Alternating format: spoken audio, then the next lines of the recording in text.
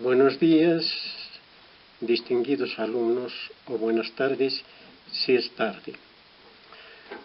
En la anterior clase habíamos hablado de la técnica histológica y en la misma habíamos indicado los niveles de la organización de todo ser humano o vegetal. En este caso vemos, por ejemplo, que a través de la vista se estudian muchas estructuras del organismo, como ser los órganos, sistemas y todo el cuerpo humano. Sin embargo, en histología y en citología necesitamos un instrumento que es el microscopio para observar las estructuras inalcanzables con la vista humana. Asimismo, las diferentes técnicas de la histología que nos van a evidenciar las estructuras más íntimas de todo ser humano, ¿cierto? Ahora bien, vamos a empezar hablándoles de la parte importante de los niveles de organización del ser humano, que es la célula. A partir de la célula existen estructuras superiores, como ser los tejidos, órganos y el cuerpo humano. Pero lo más importante y lo más complejo son las estructuras que están por debajo de la célula. Estas estructuras que tienen también vida propia son los organitos, ¿no es cierto? O las inclusiones, que no tienen vida y terminan en las sustancias más simples, moleculares, ¿verdad? Muy bien, a esto se conoce con el nombre de biología celular y molecular. Ahora bien, el progreso del estudio de la célula ha sido siempre sorprendente en la aplicación de muchas ciencias y especialmente las ciencias biológicas. Está en íntima relación con el progreso tecnológico, abriendo nuevos horizontes en la práctica médica, especialmente la de desentrañar diferentes enfermedades que a lo largo de los siglos se presentan. En este caso, este es un campo de la investigación rápida en el conocimiento de la estructura y sobre todo de la función de la célula. Desde el descubrimiento de los nuevos fármacos destinados, por ejemplo, para parar la mitosis, en esto el crecimiento de las células cancerosas, asimismo para el estudio actual del uso potencial de estas células, que se conocen células madre, para sustituir diferentes tejidos dañados. En el transcurso de nuestro estudio existen varios conceptos acerca de la célula. Por ejemplo, la citografía. ¿Qué quiere decir? Viene de citos, célula, y grafein, describir, descripción de la célula. En cambio, la citología, que viene del griego, que quiere decir quitos, celda. Después, describir estas celdas. ¿Qué había sido en sí la célula? Para muchos autores, especialmente los autores iniciales en este campo, dicen que era el último refugio autónomo, hasta hoy conocido, de las manifestaciones de la vida. Para Virchow, dice que la célula es una unidad viviente, con este aforismo que tenía él, de la división de la célula, que toda célula viene de otra célula. Ramón y Cajal, que es un científico español, dice que es un corpúsculo generalmente microscópico con estado de vida propia y consta de 3 partes: membrana, protoplasma y núcleo. otro estudioso, Max Schulze, un grumito de protoplasma, porque es una estructura viviente en el que reside otra estructura, la parte genética, que es el núcleo. Pero simplificando, la definición sería que es una unidad estructural y funcional de todo ser vivo, animal o vegetal. ¿Quién descubrió la célula? Habíamos hablado anteriormente de Roberto Hooke en el siglo XVII. Este científico, al estudiar una rebanada de corcho, vio que la misma estaba compuesta por cavidades, a las cuales las llamó celdillas.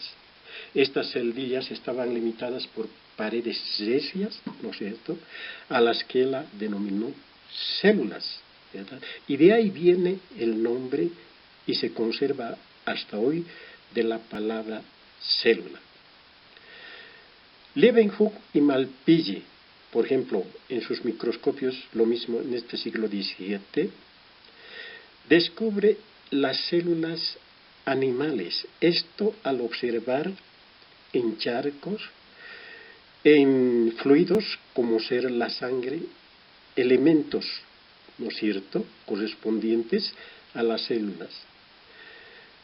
Posteriormente, la teoría celular de Schleiden en 1838 y Schwann 1839, la cual decía que es un elemento fundamental del organismo donde se realizan todos los procesos vitales, tanto de los vegetales como animales, o son agrupaciones de estas unidades vivas.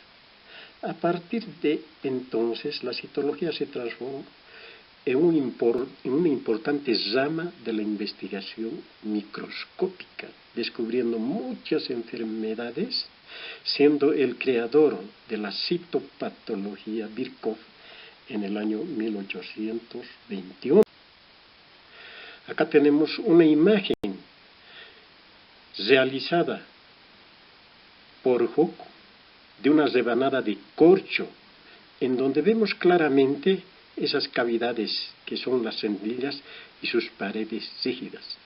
O sea que la primera célula fue descrita en vegetales, ¿no es cierto?, en vegetales, y posteriormente recién se hizo el descubrimiento en animales. Ahora, ¿de dónde viene la primera célula? Ancestralmente, la Tierra se formó hace aproximadamente 4.600 millones de años. En ese entonces la atmósfera contenía pocos elementos, nitrógeno, poco oxígeno. Había estas estructuras o sustancias simples, pero hubo una formación espontánea de estas moléculas, ¿no es cierto?, por una fuente de energía, que era el Sol. Entonces aparecieron moléculas orgánicas simples, que luego, polimerizándose, formaron macromoléculas, terminando en ácidos nucleicos y proteínas, que son las estructuras importantes en una célula. Entonces, nace, ¿no es cierto?, la vida, hace 3.800 años atrás. La primera célula, ¿cómo estaba constituido? Por una cadena de ácido ribonucleico, que era el primer material genético, rodeada por lípidos, fosfolípidos. Y posteriormente recién aparece el ácido desoxirribonucleico, que lo reemplaza como material genético al ARN. La primera célula surgió de la envoltura de ARN con una membrana de fosfolípidos. Después se formaron dos tipos de célula: aquellos que no tienen núcleo, como las bacterias procariotes, y aquellas que tienen núcleo, las eucariotes, que se desarrollaron hace 2.700 millones de años después de los procariotes. Los organismos multicelulares recién aparecieron hace 1.700 millones de años. Ahora bien, la primera célula pudo tener origen en lentas gradaciones de un estado precelular de los primeros organismos, como ser las algas. Muchos investigadores estudiosos del tema creen que la vida ha pasado por un largo estado bacteriano antes de su evolución posterior a vegetales y animales. Muy bien, entonces esta primera célula que tiene estas estructuras muy importantes que se conservan hasta hoy para explicar las estructuras membranosas de la célula especialmente, ¿no es cierto?, que tenía una estructura constituida por ARN cubierta por fosfolípidos. Ahora, estos fosfolípidos, ¿no es cierto?, tenían una cabeza que estaba en relación con el agua. A esta cabeza se lo conoce con el nombre de porción hidrofílica. Y unas colas en oposición con las otras, ¿no es cierto?, que son los ácidos grasos. Y así estaba compuesto esta membrana de fosfolípidos. ¿Está? Ahora bien, el origen y evolución de las células. Las células se dividen en dos clases principales: las eucariotas, animal y vegetal, y las procariotes, constituidas en bacterias, en las bacterias o algas. Existe una diferencia entre ambos tipos de células. Por ejemplo, las células eucariotas, el material genético lo tienen rodeada por una membrana, y a esto se conoce con el nombre de núcleo, ¿no es cierto? En cambio, los procariotes no tienen núcleo, pero esto no quiere decir que no tengan el material genético. El material genético está desparramado en todo el protoplasma. También existe otra diferencia: el tamaño de las células eucariotes es mucho más que las procariotes. Las células eucariotes tienen su esqueletito, que se conoce con el nombre de citoesqueleto. En cambio, este citoesqueleto no se encuentra en los procariotes. Ahora, los elementos figurados, los organitos, están presentes en las eucariotes. En cambio, en las otras células están ausentes. Algo importante es el contenido del ADN, que es más abundante en las eucariotes que en las procariotes. La disposición de los cromosomas, y dentro de ellas el ADN, es lineal en los eucariotes y circular en los procariotes. Estas son las diferencias entre ambos tipos de célula. Acá tenemos un ejemplo de una célula procariote representada por una bacteria. Tiene una pared celular, tiene el material genético desparramado, a veces mostrando unas condensaciones, ¿no es cierto? Entonces, estas son las células procariotes. Hay una diferencia entre las células eucariotes animales y vegetales. Si bien las células eucariotes animales tienen todas las estructuras, su membrana, su núcleo, los organitos vivientes, los organitos no vivientes o estructuras no vivientes, ¿no es cierto? Lo mismo, la diferencia está en que la célula vegetal tiene una pared rodeando a la membrana celular, y esta pared está constituida generalmente por azúcares, ¿no es cierto? Al mismo tiempo, tiene unas estructuras que son los cloroplastos, que se parecen a las mitocondrias, y vacuolas, lo cual no tiene las eucariotes de los animales. Muy bien. Existen organismos unicelulares, o sea, las constituidas por una sola célula, ¿cierto? Y multicelulares por agrupación de varias células. Nosotros somos organismos multicelulares. Las células pueden vivir aisladamente, ¿no es cierto?, como los protozoos, dando la denominación de unicelulares. Y por sí sola, estos funcionan como todo el organismo de las pluricelulares, ¿no es cierto? En cambio, las pluricelulares son la unión de varios tipos de células, ¿no es cierto?, a los cuales también se conoce con el nombre de metazoos, ¿verdad? Ahora bien, para estudiar a una célula, la estudiamos desde diferentes aspectos.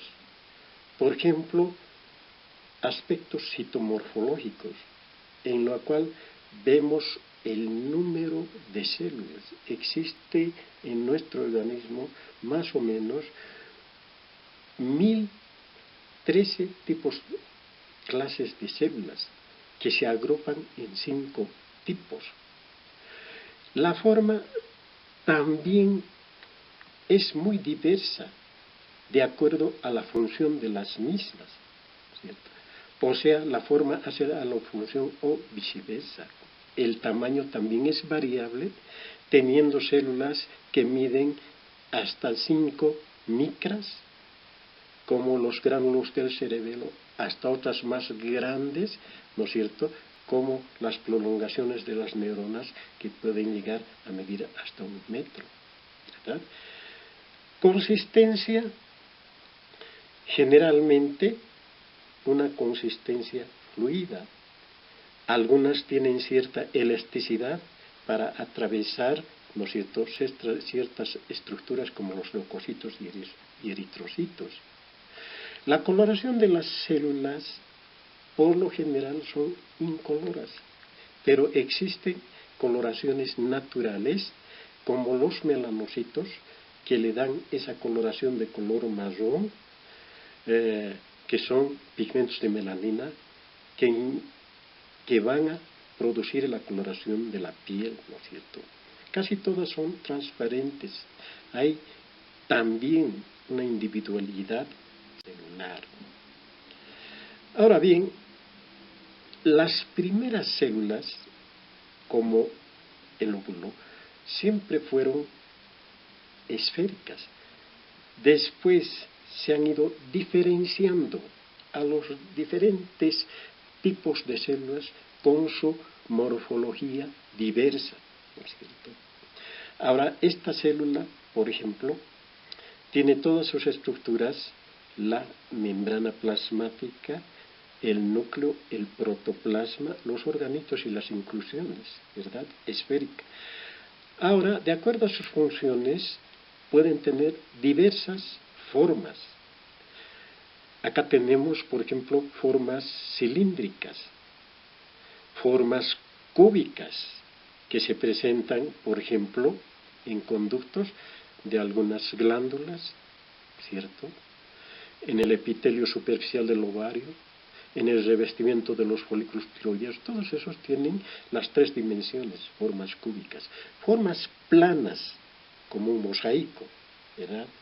Estas formas planas la encontramos, por ejemplo, en las superficies de revestimiento, como es la parte externa del epitelio, en las cubiertas de los órganos macizos mesoteliales,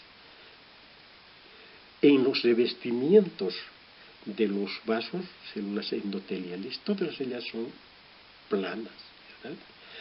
Existen formas esféricas, como en los leucocitos. Estas formas esféricas siempre están en un medio líquido, como es el plasma de la sangre, ¿no es cierto? Ahora bien, formas alargadas, cuya función es contraerse, por ejemplo, en los músculos. Formas rectangulares, músculo estriado, ¿verdad? Formas que tienen muchas prolongaciones, que sirven para captar estímulos, procesarles y mandar los estímulos hacia órganos blancos, como las neuronas. Formas prismáticas. Estas formas prismáticas pueden estar abombadas como los cálices de la iglesia, y de ahí viene el nombre de células calciformes que contienen moco y se encuentran en diferentes órganos, especialmente en el tracto, en el tubo digestivo, ¿cierto? Ahí tenemos en el tubo respiratorio también. Formas que tienen prolongaciones, que se parecen a escobas, ¿no es cierto? Y así también se llaman formas en escoba. Estas células vemos en el epitelio respiratorio, ¿no es cierto? Cuando hay células que necesitan movilizarse con mucha rapidez en un medio líquido, como son los espermatozoides, para dar encuentro al óvulo, necesitan tener una cola, ¿no es cierto? Son estas formas flageladas, ¿verdad? Ahora, hay en algunos órganos que tienen que soportar presiones, como son los tendones, y para esto necesitan tener también una forma como el yunque, son formas de yunque. En algunos casos, estas células que no tienen núcleo, que son los eritrocitos, tienen una forma de lente, lenticulares, ¿no es cierto? Y al hablar de lenticulares, estas son cóncavas, y esta forma hace que aumenten la superficie de la célula para captar el oxígeno, ¿no es cierto? Ahora bien, estas células tienen un diámetro de 7 micras, y esto es muy importante para comparar con el tamaño de otras células, porque en cualquier tejido se encuentra siempre un eritrocito.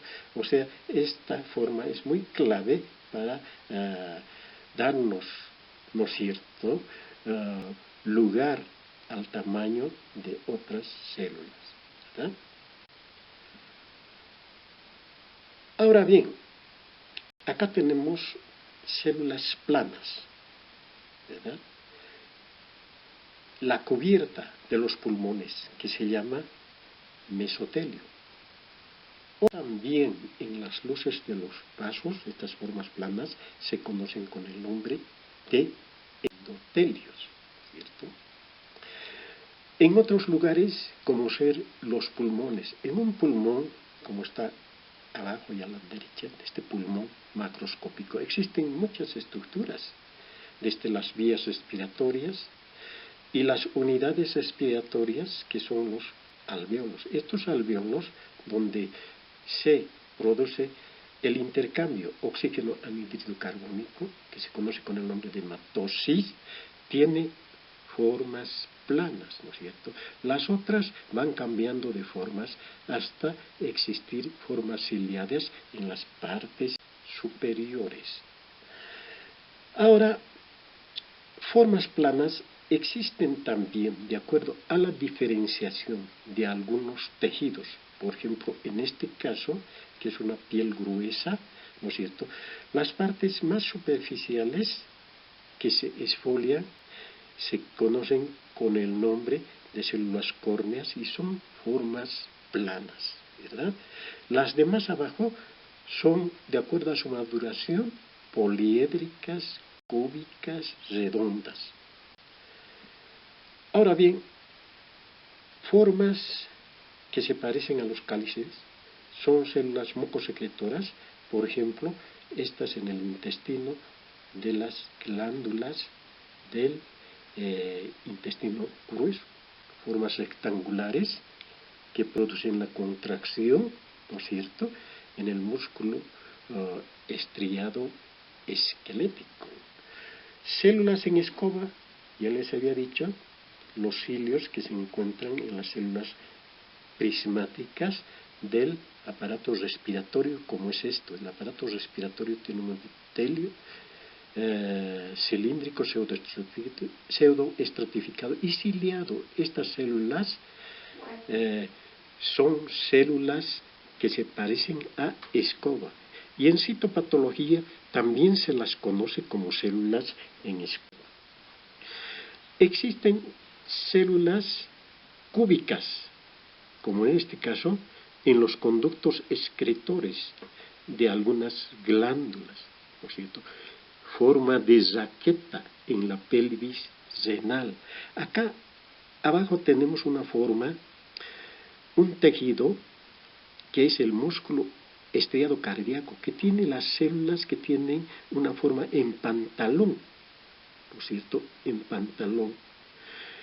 Ahora, formas ovales, una infinidad de formas de acuerdo al tipo de la célula y a su función de la misma. El núcleo. Generalmente el núcleo adquiere la misma forma de la célula. Si las células tienen, como en este caso epiteliales, el núcleo tiene que ser redondo. En las cúbicas también el núcleo tiene que ser redondo, ¿cierto? Pero existe una relación núcleo-citoplasma que es muy importante, de 3 a 1, ¿cierto? Ahora, en algunos órganos, en la mayoría tienen un solo núcleo. En algunos órganos, como es el hígado, este es el hígado, pueden tener 2 núcleos en un 10%, ¿no es cierto? Ahora bien, pueden haber células más grandes, que son gigantes multinucleadas, o sea, varios núcleos constituyendo un sinsitio o un simplasma, ¿no es cierto? En el organismo humano normal tenemos en algunos lugares, en el hueso, por ejemplo, los osteoclastos son células gigantes multinucleares, ¿no es cierto? Los megacariocitos, el músculo estriado esquelético, ¿no es cierto? Y también existe en la placenta. Ahora, también existe núcleos que tienen una forma lobulada, ¿no es cierto? Estos son los leucocitos polimorfonucleares. Ahora, ¿en qué consiste la diferenciación celular y las funciones de diferentes tipos de células? Por ejemplo, la forma hace a la función de la célula o viceversa, o la función hace a la célula, ¿cierto? Por ejemplo, las células epiteliales, que son planas, siempre se encuentran en células de revestimiento o de cubierta, en tejidos de revestimiento o cubierta. Las células de sostén del organismo, que son los fibroblastos, que nos producen resistencia, ¿no es cierto? Las células nerviosas, que son multinucleadas, cuya función es la conducir los estímulos. En cambio, las células rectangulares o fusiformes de los músculos tienen una función de contracción. Ahora bien, las células cúbicas, por ejemplo, producen diferentes elementos como hormonas, síntesis, por ejemplo, en los conductos excretores de las glándulas. Y hay también estos que tienen una función de transporte de iones. Hay otra forma de células que producen la digestión de los diferentes tipos de sustancias, son los macrófagos, o cuando tienen diferenciaciones en el citoplasma, como las células con chapa estriada o microvellosidades, producen la absorción de diferentes nutrientes, ¿no es cierto? Ahora, ¿en qué consiste la maduración celular? Este es el fenómeno que sufren las células inmaduras jóvenes a fin de alcanzar su pleno desarrollo. Cambian de forma y cambian de tamaño. A esto se conoce con el nombre de maduración celular. Un ejemplo de las mismas existe en los epitelios, ¿no es cierto? Las células epiteliales de un epitelio, en este caso, es un epitelio exocervical. Este epitelio exocervical es un epitelio poliestratificado o pavimentoso mucoso, en donde las células cambian de forma a medida que maduran. Con esto quiero decir que las células más jóvenes están en la base y se conocen con el nombre de células basales, tienen una forma esférica, ¿no es cierto? Y a medida que maduren, esta forma se hace poliédrica, se hace poligonal y se hace más poligonal, ¿no es cierto?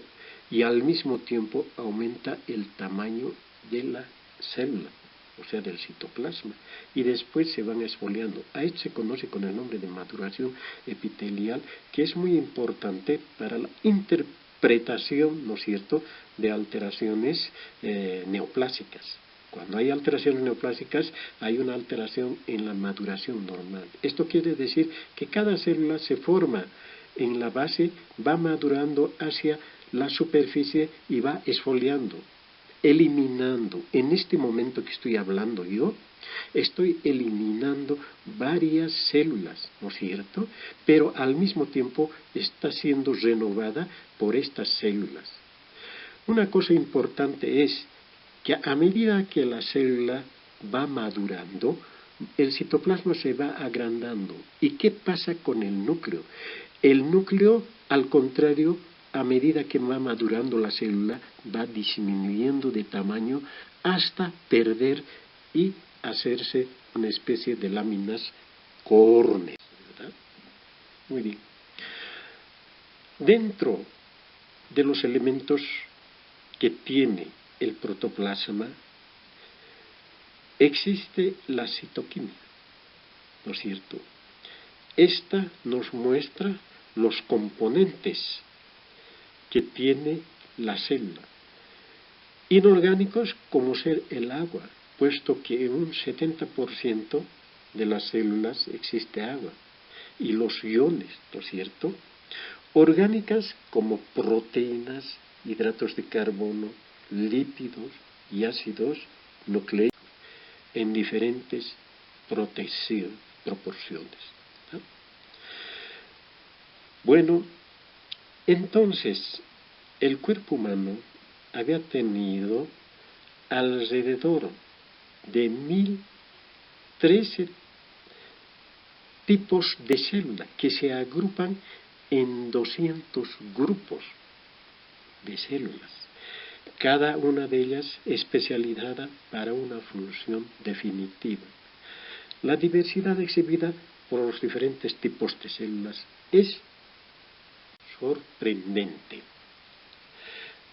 Todas las células comparten componentes fundamentales, como ser el cuerpo celular o protoplasma,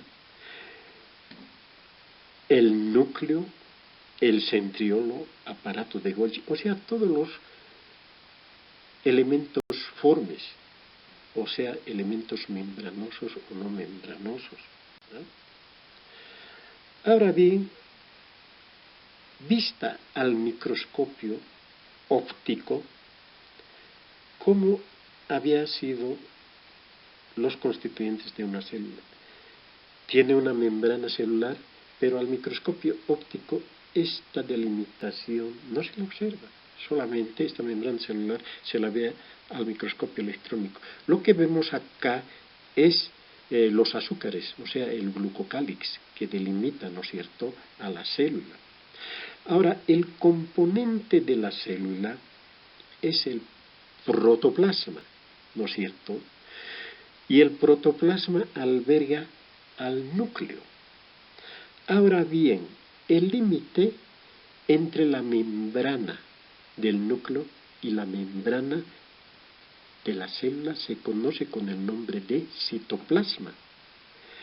Y el protoplasma que se encuentra dentro del núcleo se conoce con el nombre de carioplasma, ¿cierto? Tanto el citoplasma como el protoplasma alberga diferentes estructuras moleculares vivientes o no vivientes, ¿no es cierto? En el citoplasma, ¿qué encontramos con el microscopio óptico? Algunas estructuras vivientes, por ejemplo, los centriolos que están al lado del núcleo, el aparato reticular de Golgi, porque con el microscopio óptico se miraba a esto como una red, por eso se dio el nombre de aparato reticular de Golgi, pero con el electrónico cambian el nombre como aparato simplemente de Golgi o complejo de Golgi, ¿no es cierto?, porque su estructura no había sido como red, como veremos posteriormente, ¿no es cierto? Y los otros organitos que son como bastones, como gránulos, que corresponden a las mitocondrias o a los ribosomas, ¿no es cierto?, dando a la célula diferentes teorías, alveolar, granular, reticular, etcétera, que decían los histólogos antiguos, ¿cierto? Pero dentro de esta célula existen también elementos inertes o no vivientes que se conocen con el nombre de inclusiones. Estas inclusiones, que también son denominadas como deutoplasma, son endógenas, o sea, aquellas producidas por la misma célula, como son las gotas de grasa, el glucógeno, diferentes tipos de cristales. Estos cristales se encuentran, por ejemplo, en el testículo, en las células de Leydig, unos cristales, ¿no es cierto? Esos son los elementos o inclusiones, ¿verdad?, que la célula misma produce, como los diferentes tipos de pigmentos, ¿no es cierto? Y hay otro que viene de la célula, es decir, que viene a formar a la célula, pero de la parte externa, ¿no es cierto?, como son algunos polvos que se encuentran dentro de la célula, ¿verdad? Una situación importante, si vemos a la izquierda, estas figuras de células epiteliales tienen en la parte grande, en la célula grande, unas granulaciones, ¿no es cierto? Y estas granulaciones, a los ribosomas o poliribosomas, ¿verdad? Y estos poliribosomas contienen proteínas. Esto, cuando desaparece estas proteínas, quiere decir que la célula ha muerto, ¿no es cierto? Es muy fundamental para diferenciar de una célula muerta y una célula viva. Esta célula viva tiene estas granulaciones y la muerta no. ¿Por qué? Porque hay una desnaturalización o ausencia de las proteínas. Ahora bien, desde que se descubrió el microscopio electrónico por Ruska, allá por 1928, más o menos, ¿no es cierto?, ya aparece sorprendentemente las estructuras íntimas de la célula, como vemos acá, ¿no es cierto? Entonces, estas estructuras al microscopio electrónico, en este caso de transmisión y el esquema acá, todos los organitos que presentan en el citoplasma o en el protoplasma, ¿no es cierto?, habían sido órganos que tienen membrana y organitos que no tienen membrana. ¿Cierto? Ahora bien, estos organitos se las divide porque tienen membrana en organitos membranosos y los que no tienen membrana en organitos no membranosos. Son las estructuras vivientes. Y las inclusiones que ya habíamos mencionado anteriormente. Y todo esto está inmersa, ¿no es cierto?, en el citosol. Ahora, dentro de los organitos membranosos existen los siguientes: la membrana celular o plasmática, que tiene membranas; el retículo endoplasmático, que tiene membranas, ¿no es cierto?, que se puede dividir en rugoso cuando está tachonado por ribosomas, o en liso cuando está libre de ellas, ¿no es cierto?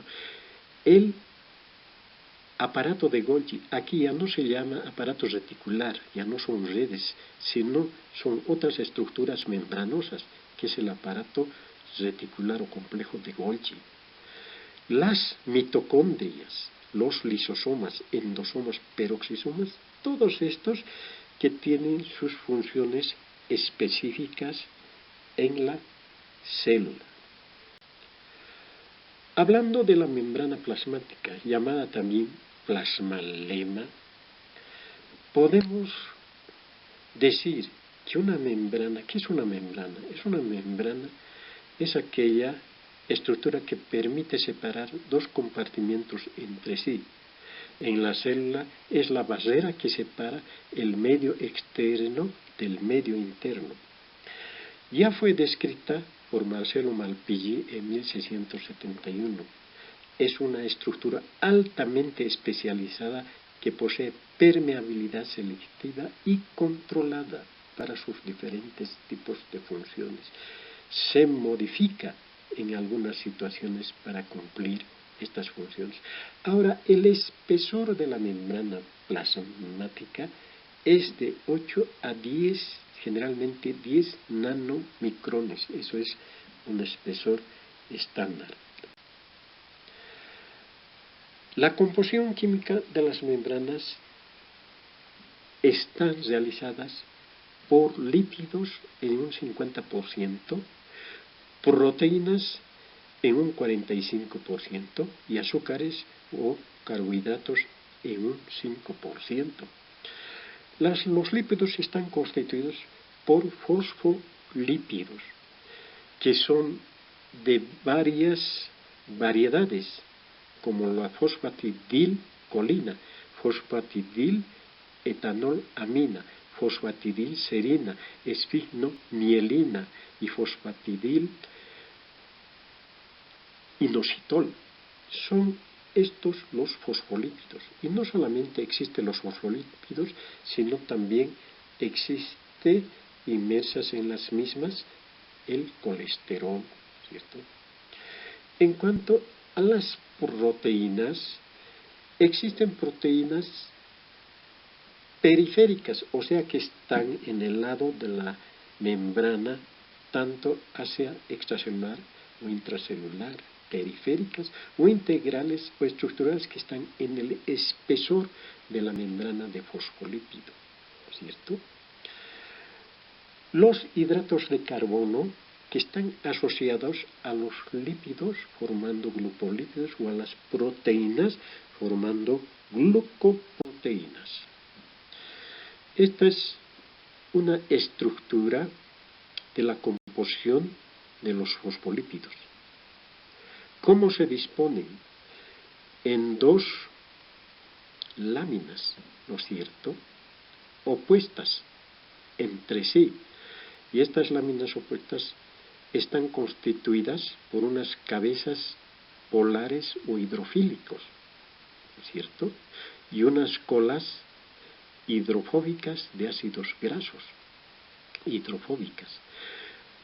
Ahora, se dice hidrofílico porque tiene apetencia al agua, en cambio esta no, hidrofóbica, que está hacia el centro, ¿no es cierto? Ahora, estos fosfolípidos no son constantes, sino están en una estructura de fluidez, puesto que se puede un fosfolípido migrar horizontalmente hacia los lados o circularmente. Agregados a estos lípidos existen las otras estructuras, ¿no es cierto?, que son las proteínas. Estas proteínas tienen diferentes tipos de forma acanalada, forma en barril, ¿no es cierto?, y estas proteínas pueden estar inmersas en el espesor de los fosfolípidos, son las proteínas transmembrana o integrales, por ejemplo, y las periféricas, que están en las superficies externa o interna de estos fosfolípidos, ¿no es cierto? Son las proteínas periféricas, ¿verdad?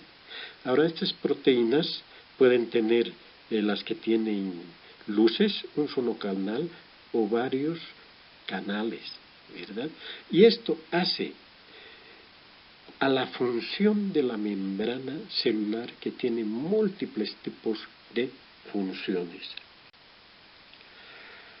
Existen varios modelos descritos por diferentes autores, cómo se ha desarrollado, ¿no es cierto?, de acuerdo a las funciones que van diagnosticando cada vez estas funciones, ¿no es cierto?, los modelos de la estructura de la membrana plasmática. Así, Oberto, ya en 1870, decía que la membrana estaba constituida por una fila de proteínas, o sea, tenía una naturaleza proteica. Langmuir, que esta naturaleza proteica estaba distribuida en una sola capa. Granter y Grandel en 1920 ya describe las dos capas de lípidos, ¿no es cierto?, de esta membrana. Una que es muy interesante, la Dobson-Danieli, que dice que tiene una bicapa de lípidos con una bicapa de proteínas, pero lo más convincente es la de Robertson. Robertson, en 1960, descubre lo que se conoce con el nombre de la unidad de membrana. Esto a través del microscopio de transmisión, donde la estructura de la membrana celular se parecía a un riel de tren, ¿no es cierto?, cuyas rieles eran los fosfolípidos y los andamios en la parte central, ¿no es cierto?, las colas, o sea, los ácidos grasos. Eso es la unidad de membrana. Posteriormente aparece Sinclair y Nicholson, dando el modelo del mosaico fluido en 1972. Este modelo se mantiene hasta hoy en día y no sabemos, de acuerdo al descubrimiento de las diferentes funciones de la membrana, se aparecerá otro modelo. ¿En qué consiste el modelo del mosaico fluido? Quiere decir que los lípidos tienen una fluidez y las proteínas están insertas en la misma y se mueven de un lugar a otro lugar. Por eso se llama mosaico fluido, como veremos posteriormente. Entonces, esta es la capa, ¿no es cierto?, de fosfolípidos, con las estructuras que ya les he mencionado: cabezas hidrofílicas, colas hidrofóbicas, ¿no es cierto? Con el microscopio electrónico, esta es la unidad de membrana, como una riel, ¿verdad? Esta riel tiene zonas densas que parecen a las ligas y zonas de los ácidos grasos que están en la parte central. Unidad de membrana. Acá está esquemáticamente esta unidad de membrana, cuya espesor es de 2.5 nanomicrones, ¿no es cierto?, en cada una de ellas, haciendo el espesor de la membrana plasmática. Aprovechando el método de la criofractura, ¿esto qué quiere decir?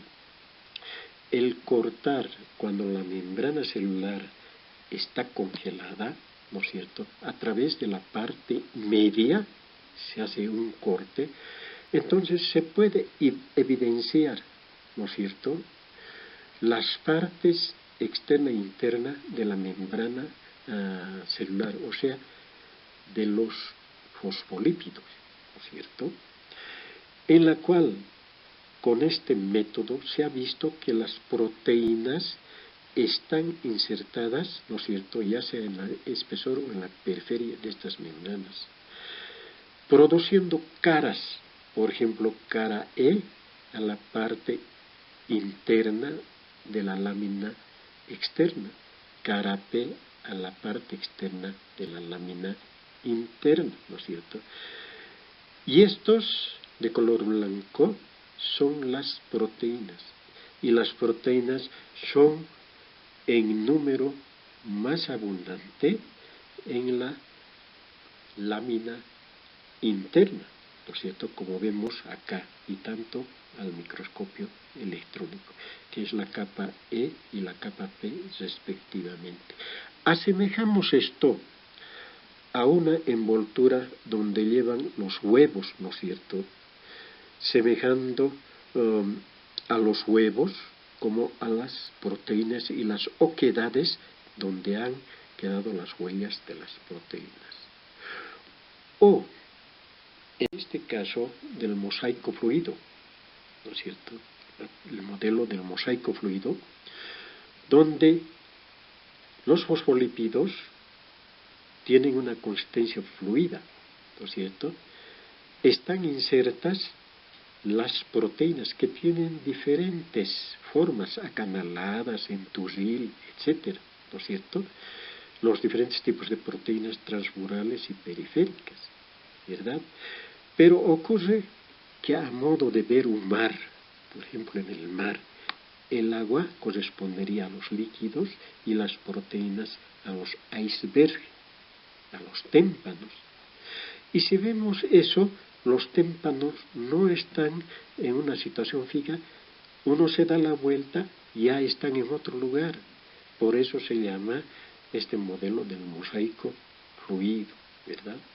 Y los azúcares están en la periferia, ¿no es cierto?, adosadas tanto a las proteínas, dando las glucoproteínas, o a los lípidos, dando los glucolípidos. Y de acuerdo a esta estructura que tiene la membrana celular, que es muy compleja, ¿no es cierto?, existen pues diferentes tipos de funciones. ¿Cuáles son las funciones? Conservar la integridad de la célula, controlar el paso de sustancias hacia el interior o viceversa, ¿no es cierto?, de algunas moléculas, regular las interacciones intercelulares, reconocer antígenos, esto es muy importante, células extrañas, células alteradas por medio de receptores. Es así que estos reconocen, por ejemplo, a las células que van a morir, o sea, a las células viejas, ¿no es cierto? Las reconocen porque tienen una membrana que es la catlina y los fagocitan, ¿no es cierto?, los destruyen. Establecen sistemas de transporte para moléculas específicas y permite la identificación y transmisión de diferentes tipos de señales, ¿no es cierto? Bueno, a través de estas funciones, las diferentes moléculas pueden atravesar la membrana celular desde diferentes puntos de vista. Difusión pasiva, por ejemplo, atraviesa moléculas pequeñas, como ser el agua, el hidrógeno, etcétera, por difusión pasiva. Esto quiere decir por cambio de gradiente, ¿no es cierto? Difusión facilitada, por ejemplo, moléculas más grandes como la glucosa necesitan otras proteínas que a través de esas proteínas que se conocen con el nombre de facilitadores atraviesan la membrana basal Transporte activo, para esto necesita, por ejemplo, energía, el ATP, como algunos iones, ¿no es cierto?, sodio, potasio, a través de bombas, bomba de sodio, bomba de potasio, que necesitan energía para el paso, ¿no es cierto?, hacia el interior de la célula. Transporte masivo o a granel. Este transporte masivo se refiere a la captación de estructuras líquidas. Por ejemplo, a estas estructuras líquidas las capta y se conoce con el nombre de endocitosis. Las capta la membrana, las lleva a su espesor y las pasa al protoplasma, uniéndose los extremos de esta parte que se conocen con el nombre de caveolas, ¿no es cierto? A la participación del transporte de líquidos se conoce con el nombre de pinocitosis, y a la endocitosis de material sólido se conoce con el nombre de fagocitosis. Ahora bien, pueden haber estructuras de desecho que tienen que salir de la membrana hacia el espacio intercelular, ¿no es cierto?, o líquidos. A esto se conoce con el nombre de exocitosis. Acá tenemos una lámina para ver, por ejemplo, las diferentes moléculas que pasan por directamente por gradientes, como el agua, el anhídrido carbónico, no necesitan sino por gradientes pasar directamente, o necesitan tener transportadores como la glucosa, por ejemplo, que a través de unas proteínas que son transportadores como estas. Esta proteína transportadora capta la glucosa, ¿no es cierto?, lo integra en su soma y lo deposita hacia el interior de la célula. O necesitan energía, como el ATP, para iones, especialmente sodio y potasio, dando esto lo que se dice con el nombre de bomba de sodio, bomba de potasio. Endocitosis. Para clarificar las cosas de esta endocitosis, ocurre que un líquido, por ejemplo, una gota de líquido, puede ingresar formando una caveola y los bordes de esta caveola se unen y se desprenden, ¿no es cierto? Entonces, esto es endocitosis. Si son sustancias líquidas, sólidas, se conoce con el nombre de fagocitosis. Y para eliminar sustancias de desecho, por ejemplo, de la célula, entonces existe la exocitosis en relación inversa a la anterior. Se pasan estas vesículas, generalmente son lisosomas, se unen, ¿no es cierto?, y mandan sus estructuras hacia el exterior por este fenómeno de la exocitosis. Otro organito que tiene membrana es el retículo endoplásmico.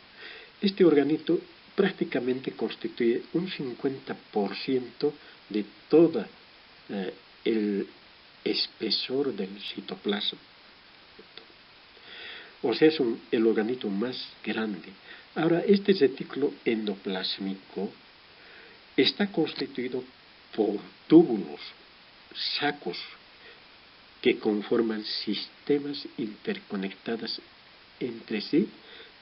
Estas sistemas rodeadas por membrana, al igual que la membrana celular, con los mismos constituyentes, solamente un poco más delgadas. Y con el microscopio óptico, a esto se conocía con el nombre de ergastoplasma, ¿no es cierto? Y en algunas células, como son los neuronas, existen unas granulaciones que se conocen con el nombre de cuerpos de Nils, que corresponde, ¿no es cierto?, al retículo endoplásmico rugoso. Ahora, esta membrana tiene un espesor más delgada, 6 nanomicrones, ¿cierto?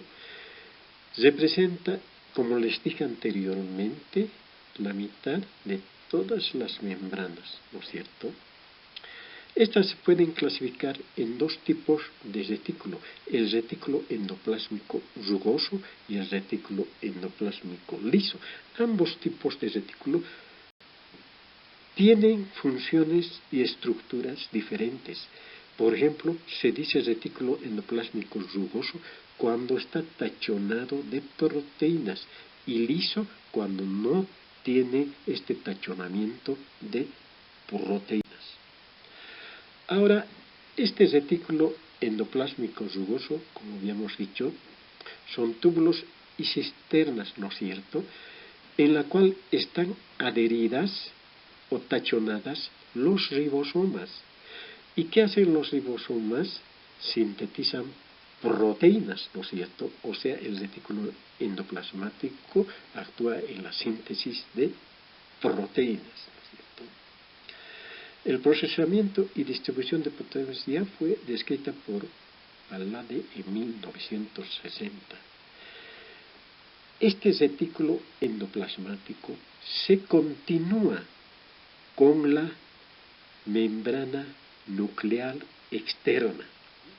Desde ahí viene y se continúa con el retículo endoplasmático rugoso, como veremos en la lámina siguiente. Acá tenemos una lámina, ¿no es cierto?, muy ilustrativa del retículo endoplasmático rugoso, que está tachonada con estas granulaciones negras, que son los ribosomas, y se continúa con la membrana externa del núcleo, ¿cierto? Con la membrana externa. Y el núcleo tenemos con su nucleolo, etc., ¿verdad? Entonces, este es el retículo endoplasmático rugoso. Acá vemos los otros tipos de organitos que veremos posteriormente. Haciendo la práctica que mostramos también en nuestras prácticas al microscopio electrónico, cómo se ve el retículo endoplasmático rugoso. Acá tienen con el nombre de S los ribosomas tachonadas a estas cisternas. Retículo endoplasmático liso, ¿no es cierto?, lo mismo, es una red de túbulos interconectados entre sí, forman cisternas, ¿verdad? Estos carecen de los ribosomas, de ahí el denominativo de liso. Las funciones son diferentes a las anteriores. En acá, estas funciones se producen, realizan la síntesis de lípidos, triglicéridos y colesterol, ¿no es cierto?, productos de hormonas esteroideas. Es por eso que en órganos como ser la suprarrenal, los testículos, hay hormonas esteroideas, ¿no es cierto?, actúan en el metabolismo del glucógeno y sobre todo acá se detoxifican los fármacos, por ejemplo, de sustancias como son los fármacos, además de poseer iones de calcio. Imagen al microscopio electrónico. Acá, estas que no tienen tachonamiento corresponden al retículo endoplasmático rugoso.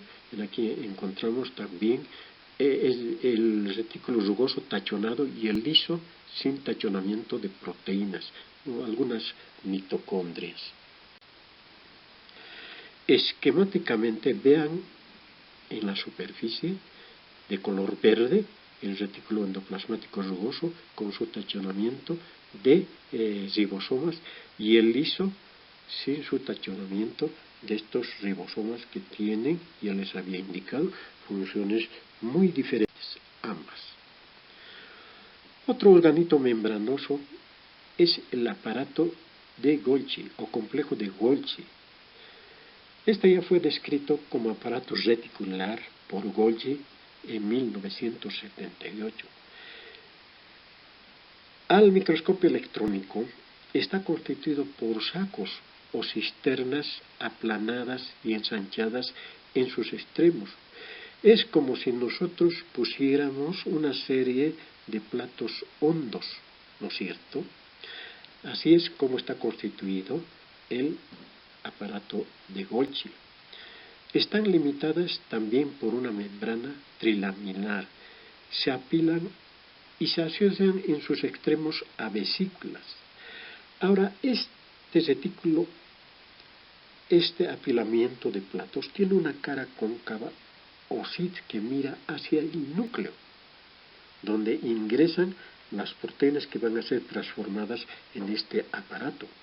Y tiene una cara convexa que se conoce con el nombre de cara trans, donde maduran estos productos que van a ir a diferentes lugares ya una vez empaquetadas, ¿no es cierto? Están altamente desarrolladas en órganos glandulares o secretoras, ¿no es cierto? Ahora bien, existe una modificación de proteínas que han sido las mismas sintetizadas en el retículo endoplasmático rugoso. Ya habíamos dicho que en el retículo endoplasmático rugoso se sintetizan las hormonas. Acá se modifican, se clasifican y se empaquetan para después ir hacia la membrana plasmática, a la fabricación de otros organitos que se llaman lisosomas o a secreciones por exocitos. O sea, es como un supermercado donde se clasifican, se empaquetan y se lanzan, ¿no es cierto? La función principal es la glucosilación, incorporación de azúcares en forma de oligosacáridos, ¿no es cierto? Ahora bien, aquí también existe la síntesis de algunas estructuras como la esfigmomielina y los glucolípidos. Hay la fosforilización por incorporación de fosfatos. Ahora, este aparato de Golgi, para sus funciones, tiene diferentes tipos de compartimiento. Un compartimiento que está en relación con el retículo endoplasmático rugoso, que es el comportamiento intermedio, SIREC, que también se llama. Luego le viene la red cis de Golgi, por donde ingresan estas proteínas. El apilamiento de Golgi con una zona medial y zona trans, donde se produce la mayor función, ¿no es cierto?, de la clasificación de las proteínas y los lípidos, y la red trans, por donde salen estos productos ya procesados. Al microscopio electrónico vamos a ver una especie de platos, ¿no es cierto?, hondos, acá, que tiene una cara cóncava en relación con el núcleo y una cara convexa en relación con la membrana plasmática, ¿no es cierto?, y sus bordes ensanchados, y estas vesículas que son producto de secreción de las mismas, ¿no? Mitocondrias son otros organitos también membranosos descritos ya por Altman en 1884. Estos organitos se parecen a unos zapatitos, a unos bastores, cuyo tamaño oscila entre 0.5 a una micra. Su número y tamaño y forma son variables de una célula a otra. Es muy importante esto. Se cree que han evolucionado de procariotes que entran en relación simbiótica con la célula. Esto quiere decir que habíamos visto en los ancestros procariotes que han quedado acá en el citoplasma de estas células eucariotes y han formado, ¿no es cierto?, las mitocondrias. ¿Por qué? Porque estos tienen también su ADN propio. Proporcionan energía a la célula gracias al proceso de fosforilización oxidativa. El DNA es propio y puede replicarse. Las mitocondrias y el DNA de un individuo provienen exclusivamente de la madre, o sea, tienen una herencia materna. ¿Cómo está constituido una mitocondria? habíamos dicho, en este caso se parece a un zapatito que tiene una membrana externa, una membrana interna, pero esta membrana interna y la externa tiene un espacio, que es el espacio mitocondrial, ¿cierto? Ahora la membrana interna está plegada, produciendo las crestas mitocondriales. Y entre estas crestas mitocondriales existe la matriz mitocondrial. Esas son las estructuras que tiene la mitocondria. Ahora bien, en la membrana externa hay unas estructuras, proteínas que se conocen con el nombre de porinas, ¿no es cierto? Estas porinas sirven para facilitar el paso de moléculas hacia el espacio intermembranoso, ¿no es cierto? En cambio, la membrana también tiene unas proteínas que es la cardiolipina, ¿no es cierto? Acá existe un complejo o una unidad, ¿no es cierto?, en donde se producen las diversas funciones que producen energía a la célula. ¿Ah? Con el microscopio electrónico vemos una mitocondria de esta forma, un bastoncito, zapatito, con una membrana externa, membrana interna, las crestas mitocondriales y la matriz mitocondrial, inmersas en el retículo endoplasmático rugoso. Otro organito que tiene membrana son los lisosomas. Estos ya fueron descubiertos por Dubé en 1955. Están constituidos por vesículas que contienen enzimas poderosas, que son enzimas hidrolíticas. Se han descrito alrededor de 40 a 50 tipos de enzimas hidrolíticas. Ahora bien, para evitar que estas enzimas difieran a la propia célula o a otras estructuras, evitando la autólisis, o sea, ¿qué quiere decir? La destrucción, ¿no es cierto?, de diferentes tipos de organelos. Me explico mejor. Cuando estas enzimas rompen la membrana de los lisosomas, entonces digieren a toda la célula, a todos los organismos de la célula. A esto se conoce con el nombre de autólisis, ¿no es cierto? Digieren la membrana plasmática, salen. A esto se conoce con el nombre de heterólisis, ¿no es cierto? Y este procedimiento termina en la necrosis o muerte celular, ¿verdad? Su número y tamaño son variables. Funcionan como un sistema de digestión celular, o sea, el aparato digestivo de la célula, ¿no es cierto? Ahora, existen lisosomas primarios, ¿no es cierto?, que provienen estos lisosomas del aparato de Golgi. Ya había dicho, por la cara trans, ¿no es cierto?, de ahí se originan los lisosomas. O lisosomas secundarios, cuando se han fusionado por estructuras ya sea líquidas como el fagosoma o sólidas, ¿no es cierto? Esos son los lisosomas secundarios, formando estos los fagosomas. Y cuando no pueden ser digeridos totalmente, se pueden quedar en la célula formando lo que se llama cuerpos residuales. Y estos cuerpos residuales, como es la linfofuscina, ¿no es cierto?, traducen la edad de la célula y la edad del individuo, o sea que es más abundante estos cuerpos residuales en individuos viejos, ¿no es cierto? Por eso son indicadores del envejecimiento celular y también intervienen en la muerte celular o autólisis.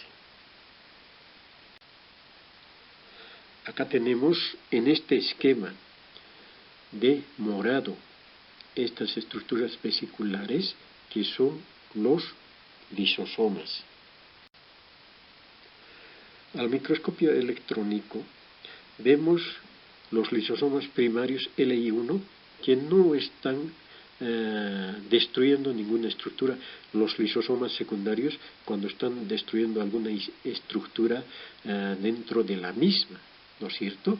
Y formando a la larga los cuerpos residuales. Otro organito membranoso corresponde a los peroxisomas. Estos peroxisomas son parecidos a los lisosomas, pero hay algunas diferencias. Fueron ya descubiertos por Rodin en 1950 con el nombre de microcuerpos. Estos peroxisomas se originan de los ribosomas libres. Ahí tienen su origen. Están especializados en llevar a cabo reacciones oxidativas. Contienen alrededor de 50 tipos de enzimas oxidativas. Producen el peróxido de hidrógeno, nocivo para la célula, ¿no es cierto?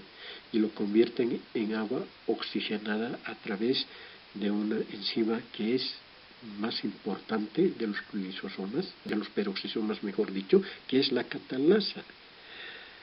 Estas actúan en el metabolismo de los lípidos y las purinas. En el hígado sintetizan componentes de la bilis, que son los ácidos biliares. Convierten los ácidos grasos en carbohidratos a través del ciclo glicooxilato. En algunos animales especialmente, estos peroxisomas tienen una mancha en la parte central que están constituidos por cristales de ácido úrico o cristales de urato, ¿no es cierto?, que se conoce con el nombre de nucleoide. O sea, el nucleoide se encuentra en los peroxisomas. Acá tenemos un peroxisoma que está con la letra P, con el microscopio electrónico, ¿no es cierto?, organito membranoso, que tiene en su interior los diferentes tipos de enzimas, especialmente una mancha, ¿no es cierto?, que es la catalasa. Ya habíamos hablado de los organitos que tienen membrana. Ahora vamos a hablar de los organitos vivientes que no tienen membrana. Estos son organitos no membranosos y corresponden al citoesquelético constituidos por los microtúbulos, filamentos, microfilamentos, filamentos intermedios, los centriolos y los ribosomas. Esos son los organitos membranosos. El citoesqueleto, ¿cómo está constituido? Por filamentos, ¿no es cierto?, de diverso espesor. Los microfilamentos están constituidos por una proteína que es la actina. Los filamentos intermedios por varios tipos de proteínas que ya veremos posteriormente y que tienen un espesor estándar de 10 nanomicrones. Estos, los microfilamentos, que están constituidos con la actina, que interviene en la contracción del tejido muscular o la célula muscular, ¿no es cierto?, tienen un espesor de 5 o 6 nanomicrones. En cambio, los microtúbulos con un espesor de 25, que están constituyendo especialmente los centriolos y las especializaciones de las células, como son los cilios, flagelos, que actúan en el movimiento de las células. En cambio, los centriolos en la división de las células. Entonces, el citoesqueleto había estado constituido por microtúbulos, constituido por una proteína que es la tubulina, con un espesor de 20 a 22 nanomicrones. Los microfilamentos, proteína actina, con un espesor de 5 hasta 7 nanomicrones. Y filamentos intermedios, que son 10 nanomicrones. Estos filamentos intermedios son muy importantes y estos filamentos intermedios a través de la inmunohistoquímica con marcadores, ¿no es cierto?, se pueden identificar en varios tipos. Por ejemplo, con un marcador de citoqueratina, ¿no es cierto?, tenemos estos filamentos de citoqueratina que se encuentran en células epiteliales, ¿no es cierto? Filamentos de bimentina en células del tejido conectivo, mesenquimatosas. La desmina en células musculares. Los neurofilamentos en células nerviosas. La proteína glial ácida en células gliales. Ahora, estos filamentos intermedios son muy importantes, especialmente en la inmunohistoquímica, para diferenciar el origen, ¿no es cierto?, de los diferentes tipos de células. Por ejemplo, un tumor, como todo tumor, es una desorganización de una estructura que no se sabe por qué está constituido, ¿no es cierto?, o por filamentos de músculo, dando los rhabdomiomas, rhabdomiosarcomas, o del tejido conectivo, fibromiomas, ¿no es cierto?, o del tejido nervioso. Entonces, para identificar las mismas, hacemos actuar proteínas o marcadores de filamentos intermedios y con esto nos dan positividad o negatividad de un cierto tipo de tumor constituido por diferentes tipos de estructuras. Acá tenemos ejemplos de microtúbulos, MT, ¿no es cierto?, filamentos intermedios con inmunohistoquímica de color verde, microfilamentos de actina. Ahí. Los organitos no membranosos también están constituidos en ribosomas, los ribosomas. Estos ribosomas ya fueron descubiertos por Palade, son partículas de 15 a 20 nanomicrones. Estos tienen el RNA ribosómico y proteínas, ¿no es cierto?, con un tipo de coeficiente de 70 a 80 S. Ahora bien, la función de estos ribosomas es síntesis de proteínas. Hasta estos ribosomas pueden estar libres en todo el citoplasma o pueden estar asociados a membrana, como es el retículo endoplasmático rugoso, o puede agruparse en forma de racimos de uva que se conocen con el nombre de polisomas o poliribosomas. Acá tenemos al microscopio electrónico un retículo endoplasmático rugoso donde hay los ribosomas que están en unas formaciones granulares adosadas a la misma, ¿no es cierto? Por último, otro organito no membranoso son los centriolos. ¿Qué habían sido los centriolos? Esas especies de sorcitos que se miran al lado del núcleo con el microscopio óptico, que son los centrosomas, ¿no es cierto?, y que tienen los centriolos. Son dos estructuras cilíndricas que se encuentran constituyendo el centrosoma. Ahora, cada cilindro está constituido por 9 tripletes de tubulina. Cada par está orientado perpendicularmente a manera de una T, rodeados por material pericentriolar amorfo. Miden 0,5 a 0,25 micrómetros. Ahora, ¿dónde se encuentran estos? Al lado del núcleo, en los cuerpos basales, produciendo la función de movimiento de algunas estructuras como son los cilios, flagelos, etc. Actúan en la mitosis, organizando los usos acromáticos durante esta fase de la división celular. Esquemáticamente vemos los centriolos en forma de T constituidos por 9 tripletes a maneras de zampoña de proteínas que son la tubulina. Y aquí con microscopio electrónico, que también las damos en las prácticas, esta lámina de microscopio electrónico, para diferenciar los centriolos. Vean ustedes si pueden contar 9 tripletes de tubulina, ¿no es cierto? Así están constituidos los centriolos. Con esto hemos terminado la parte de las estructuras del citoplasma.